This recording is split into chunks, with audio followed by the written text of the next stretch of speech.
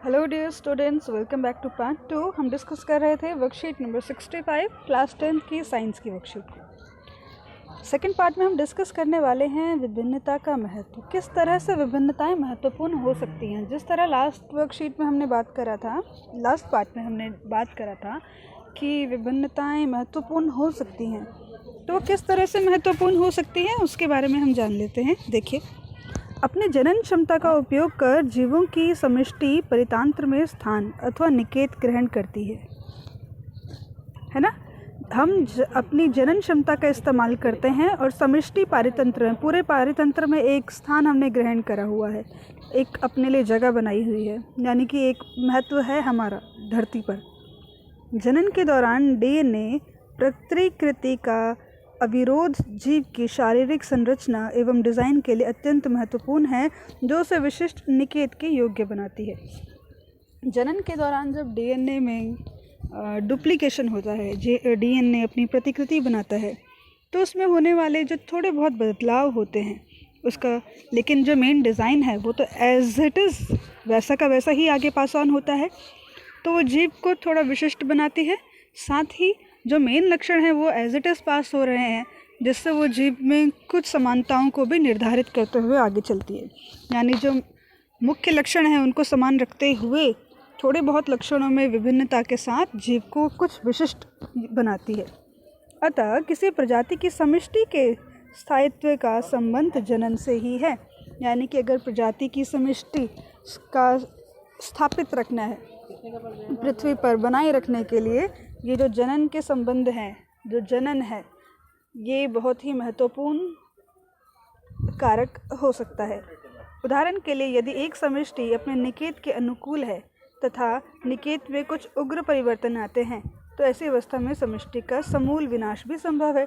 यानी कि अगर किसी जीव में डीएनए की प्रतिकृति बनते समय कुछ इस तरह के बदलाव आ जाते हैं और वो नए जो जीव बन रहा है, संतान में वो जीव आगे पास ऑन हो जाते हैं, तो हो सकता है वो जो नए लक्षण आए हैं वो हार्मफुल भी हो सकते हैं, नुकसानदायक भी हो सकते हैं। नुकसानदायक होंगे तो वो समूल जो जनरेशन आई है उसका विनाश भी कर सकते हैं। परंतु यदि समष्टि के जीवों में कुछ विभिन्नता होगी तो उनके जीवित रहने की कुछ संभावना भी होगी। मान लीजिए कोई पेरेंट के कुछ संतान हुई, माता पिता ने कुछ संतानों को जन्म दिया। यदि सारी संतानें समान हैं तो समान लक्षण होंगे, उनकी जो कैपेसिटीज़ हैं, उनकी जो क्षमताएं हैं वो भी समान होंगी, है ना।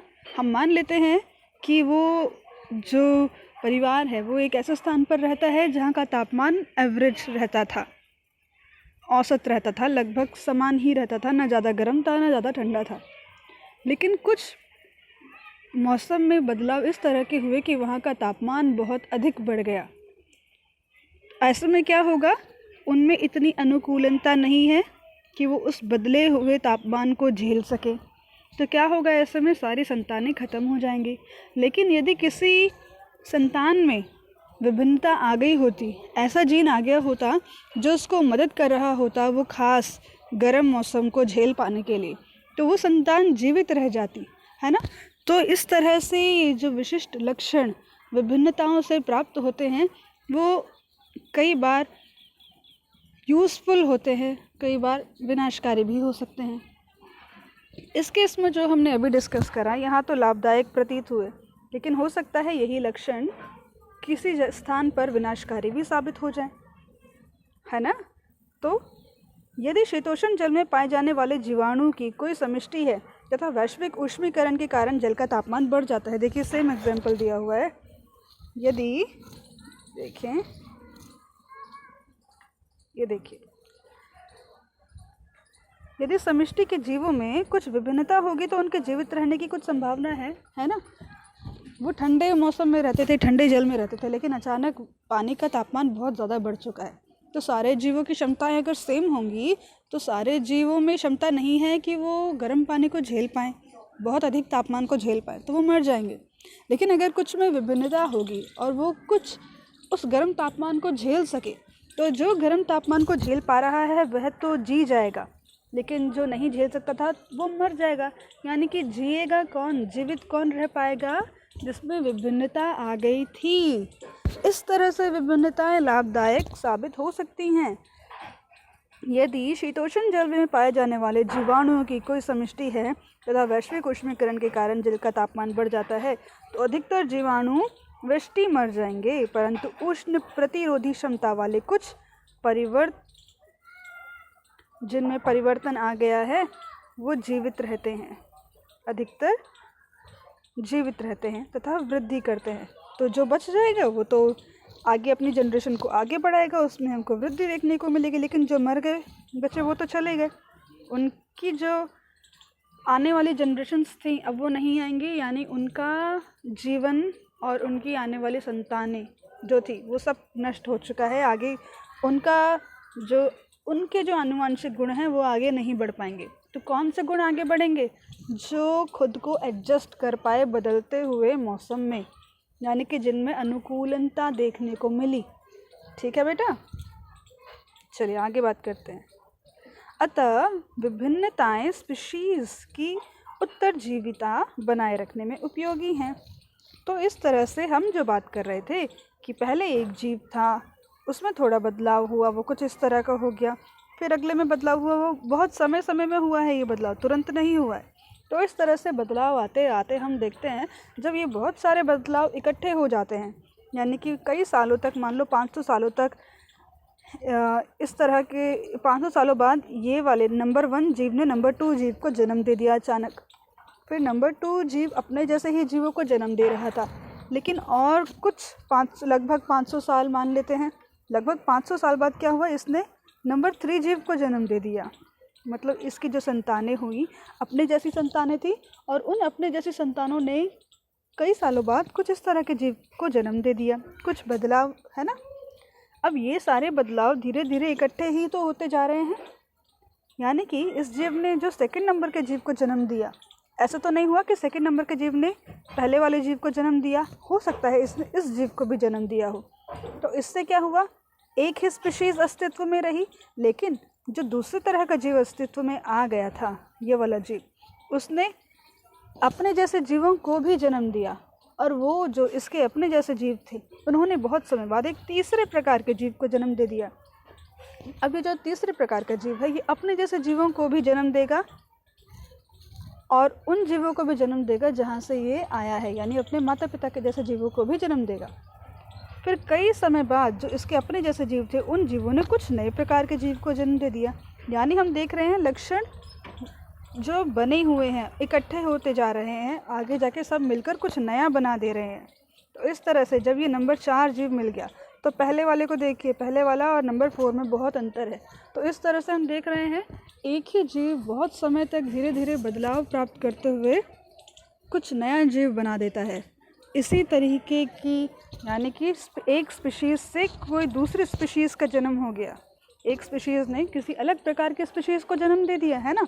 इसका मूल पेरेंट कौन है? 4 का मूल पेरेंट 1 है, यानी देखा जाए तो पेरेंट 1 से ही तो पेरेंट 4 आया है ना। देखा जाए तो पेरेंट 1 से ही पेरेंट 4 आया है, लेकिन तुरंत नहीं आया, बहुत समय बाद आया है और अलग लक्षणों के साथ आया है। तो इसी प्रक्रिया को हम बुलाते हैं स्पीसिएशन। ये प्रक्रिया कहलाती है स्पीसिएशन। चलिए आगे देखते हैं। जनन, जनन क्या है? देखिए, जनन वह जैव प्रक्रम जो सुनिश्चित करता है पौधे या जंतु पृथ्वी से लुप्त नहीं होंगे, क्योंकि प्रजनन एक ऐसी प्रक्रिया है जिसके द्वारा एक जीव अपने जैसे नए जीव का निर्माण करता है। यह 2 प्रकार के होते हैं। हमने बात करी थी जनन क्या होता है और क्यों होता है ना। लेकिन अब बात करते हैं कि जनन कितने प्रकार का होता है। तो हम देखते हैं जनन 2 प्रकार का होता है। वही है जो आप पढ़ चुके हैं छोटी क्लासेस में भी, अलैंगिक और लैंगिक। दोनों में क्या अंतर है? देखिए, लैंगिक वह जनन है जहाँ 2 पेरेंट इन्वॉल्व होते हैं, फादर और मदर। लेकिन अलैंगिक जनन में केवल एक ही पेरेंट होता है और वो एक पेरेंट अपने जैसी संतान को जन्म दे देता है। लेकिन लैंगिक में क्या होता है? दोनों की संतान एक होती है और दोनों की मिली जुली होती है, दोनों के जैसी होती है, फादर जैसी मदर जैसी, दोनों के लक्षण देखे जाते हैं। ठीक है। लेकिन अलैंगिक में केवल एक ही पेरेंट था तो केवल उसी एक पेरेंट के लक्षण देखे जाते हैं। देखिए अलैंगिक जनन, केवल एक जनक ही संतति को उत्पन्न करता है, एक ही जनक पेरेंट है, 2 जनकों से संतति उत्पन्न होती है तो लैंगिक जनन। दूसरा पॉइंट, डीएनए का संयुग्मन नहीं होता और युग्मकों के संयुग्मन से डीएनए का संयुग्मन होता है। ये हमने बात करी थी, फादर का डीएनए मदर का डीएनए दोनों मिलते हैं और संतति का डीएनए बना देते हैं, दोनों का युग्मनज हो गया, युग्मन हुआ। लेकिन अलैंगिक जनन में कोई डीएनए का संयुग्मन नहीं होता, क्योंकि एक ही पेरेंट है, वो अपना डीएनए एज इट इज़ दे देगा, कोई 2 डीएनए नहीं मिल रहे। लेकिन यहाँ लैंगिक जनन में 2 डीएनए मिलते हैं।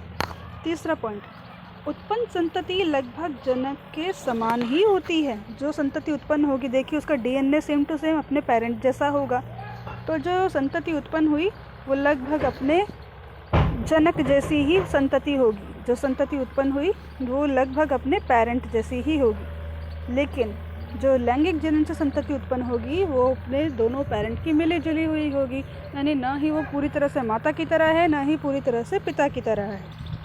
उत्पन्न संतति जनक से भिन्न होती है। आई बात समझ? सोचिए एवं उत्तर लिखिए, ये आप स्वयं करेंगे। आई होप आपको आज का वीडियो समझ आया होगा। अगर कोई भी डाउट है तो आप मुझसे कमेंट सेक्शन में पूछ सकते हैं। हम मिलेंगे अगली वीडियो में, तब तक के लिए अपना ध्यान रखिए। Take care and good bye.